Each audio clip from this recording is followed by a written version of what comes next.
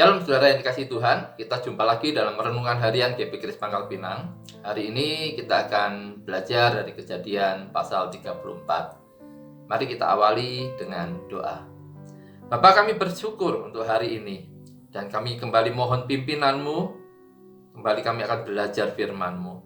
Berikan kami hikmat-Mu untuk mengerti firman-Mu dan menerapkan nilai-nilai yang disampaikan pada hari ini. Demi nama Tuhan Yesus kami mengucap syukur dan berdoa. Amin. Mari kita dengarkan Kejadian pasal 34. Pada suatu kali, pergilah Dina, anak perempuan Lea yang dilahirkannya bagi Yakub, mengunjungi perempuan-perempuan di negeri itu. Ketika itu terlihatlah ia oleh Sikem, anak Hemor, orang Hewi, raja negeri itu. Lalu Dina itu dilarikannya dan diperkosanya. Tetapi terikatlah hatinya kepada Dina, anak Yakub. Ia cinta kepada gadis itu, lalu menenangkan hati gadis itu. Sebab itu berkatalah Sikem kepada Hemor, ayahnya, "Ambillah bagiku gadis ini untuk menjadi istriku." Kedengaranlah kepada Yakub bahwa Sikem mencemari Dina. Tetapi anak-anaknya ada di padang menjaga ternaknya. Jadi Yakub mendiamkan soal itu sampai mereka pulang. Lalu Hemor, ayah Sikem, pergi mendapatkan Yakub untuk berbicara dengan dia. Sementara itu anak-anak Yakub pulang dari padang, dan sesudah mendengar peristiwa itu, orang-orang ini sakit hati dan sangat marah karena Sikem telah berbuat noda di antara orang Israel dengan memperkosa anak perempuan Yakub. Sebab yang demikian itu tidak patut dilakukan. Berbicaralah Hemor kepada mereka itu, "Hati Sikem anakku mengingini anakmu. Kiranya kamu memberikan dia kepadanya menjadi istrinya. Dan biarlah kita ambil-mengambil. Berikanlah gadis-gadis kamu kepada kami, dan ambillah gadis-gadis kami.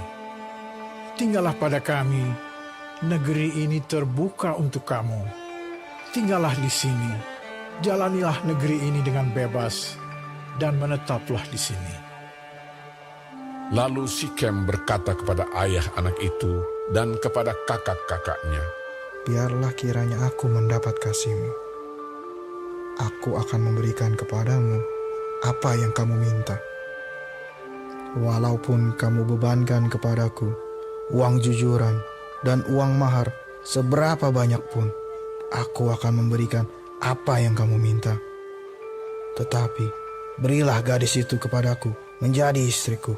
Lalu anak-anak Yakub menjawab Sikem dan Hemor, ayahnya, dengan tipu muslihat, karena Sikem telah mencemari Dina, adik mereka itu. Berkatalah mereka kepada kedua orang itu, "Kami tidak dapat berbuat demikian, memberikan adik kami kepada seorang laki-laki yang tidak bersunat, sebab hal itu aib bagi kami. Hanyalah dengan syarat ini kami dapat menyetujui permintaanmu. Kamu harus sama seperti kami, yaitu setiap laki-laki di antara kamu harus disunat. Barulah kami akan memberikan gadis-gadis kami kepada kamu dan mengambil gadis-gadis kamu. Maka kami akan tinggal padamu dan kita akan menjadi satu bangsa." Tetapi jika kamu tidak mendengarkan perkataan kami dan kamu tidak disunat, maka kami akan mengambil kembali anak itu, lalu pergi. Lalu Hemor dan Sikem, anak Hemor, menyetujui usul mereka. Dan orang muda itu tidak bertangguh melakukannya, sebab ia suka kepada anak Yakub. Lagi pula, ia seorang yang paling dihormati di antara seluruh kaum keluarganya. Lalu pergilah Hemor dan Sikem, anaknya itu, ke pintu gerbang kota mereka, dan mereka berbicara kepada penduduk kota itu. "Orang-orang itu mau hidup damai dengan kita. Biarlah mereka tinggal di negeri ini dan menjalaninya dengan bebas. Bukankah negeri ini cukup luas untuk mereka? maka kita dapat mengambil gadis-gadis mereka menjadi istri kita, dan kita dapat memberikan gadis-gadis kita kepada mereka. Namun hanya dengan syarat ini, orang-orang itu setuju tinggal bersama-sama dengan kita, sehingga kita menjadi satu bangsa, yaitu setiap laki-laki di antara kita harus disunat, seperti mereka bersunat. Ternak mereka, harta benda mereka, dan segala hewan mereka, bukankah semuanya itu akan menjadi milik kita? Hanya biarlah kita menyetujui permintaan mereka, sehingga mereka tetap tinggal pada kita. Maka usul Hemor dan Sikem, anaknya itu, didengarkan oleh semua orang yang datang berkumpul di pintu gerbang kota itu. Lalu disunatlah setiap laki-laki, yakni setiap orang dewasa di kota itu. Pada hari ketiga, ketika mereka sedang menderita kesakitan, datanglah 2 orang anak Yakub, yaitu Simeon dan Lewi, kakak-kakak Dina. Setelah masing-masing mengambil pedangnya, menyerang kota itu dengan tidak takut-takut serta membunuh setiap laki-laki. Juga Hemor dan Sikem, anaknya, dibunuh mereka dengan mata pedang. Dan mereka mengambil Dina dari rumah Sikem lalu pergi.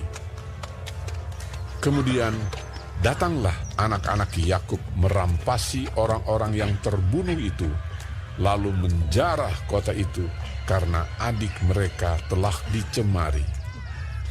Kambing dombanya dan lembu sapinya, keledainya dan segala yang di dalam dan di luar kota itu dibawa mereka. Segala kekayaannya, semua anaknya dan perempuannya ditawan dan dijarah mereka, juga seluruhnya yang ada di rumah-rumah. Yakub berkata kepada Simeon dan Lewi, "Kamu telah mencelakakan aku dengan membusukkan namaku kepada penduduk negeri ini, kepada orang Kanaan dan orang Feris.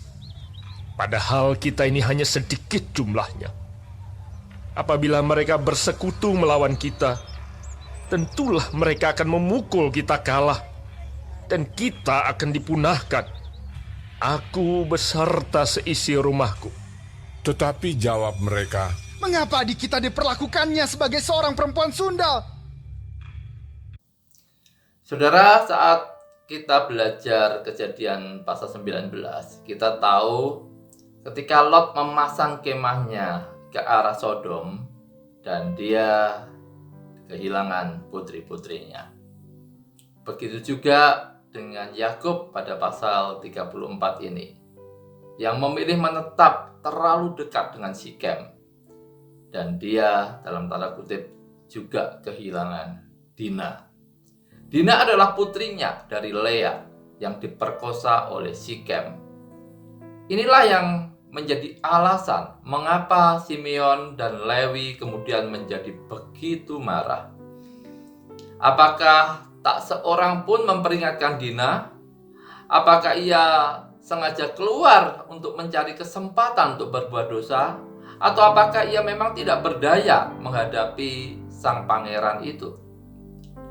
Mungkin saja ini cinta pada pandangan pertama, tetapi cinta tidak meringankan perasaan bersalah atas dosa. Kemudian kita melihat adanya 2 upaya penipuan dalam kisah ini yang dilakukan oleh Simeon dan Lewi maupun oleh Hemor. Simeon dan Lewi menipu Hemor, dan Hemor mengira bahwa ia menipu mereka. Rupanya putra-putra Yakub ini telah belajar banyak dari ayah mereka. Kedua kakak Dina itu sedang bersiap untuk perang, sementara orang-orang Sikem bersiap untuk mendapat kekayaan dari Yakub. Ketika orang-orang di kota itu sedang tidak berdaya, maka Simeon dan Lewi membunuh semua laki-laki Sikem dan menjarah mereka. Kalau sebelumnya kita melihat bagaimana orang bisa melakukan sesuatu yang benar dengan cara yang keliru, kali ini kasusnya berbeda. Tindakan mereka dimotivasi oleh kebencian pada musuh daripada kecintaan pada kebenaran. Lalu bagaimana respon Yakub? Sepertinya Yakub lebih peduli pada keselamatan dan reputasinya daripada karakter dan tingkah laku putra-putranya yang begitu kejam. Meskipun Yakub memang tidak dapat dipersalahkan atas perbuatan anak-anaknya, tetapi seandainya Yakub tidak menetap dekat Sikem, seandainya dia tidak menyimpang, tragedi ini tentu tidak akan terjadi.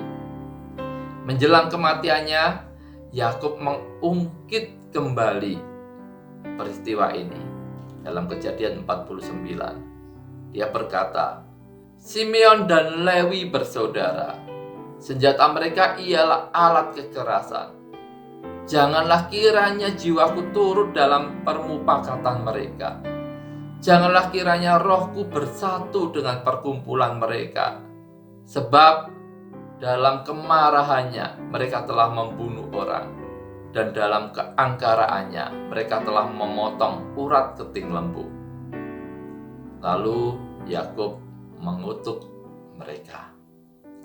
Saudara, kita tahu bahwa kemudian suku Lewi ini dipilih Tuhan sebagai suku para imam. Ini menunjukkan betapa besar rahmat Tuhan bagi suku Lewi. Walaupun mereka memang akan terserak di antara suku-suku Israel, tapi mereka adalah suku yang dipilih Tuhan. Seperti Yakub, Allah memilih bukan karena kebaikan yang ada pada Lewi, tetapi semua karena anugerahnya. Begitu juga dengan kita.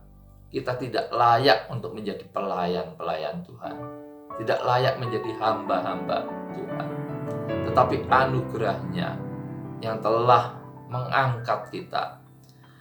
Untuk itu saudara, mari jangan sia-siakan anugerah Tuhan yang begitu besar.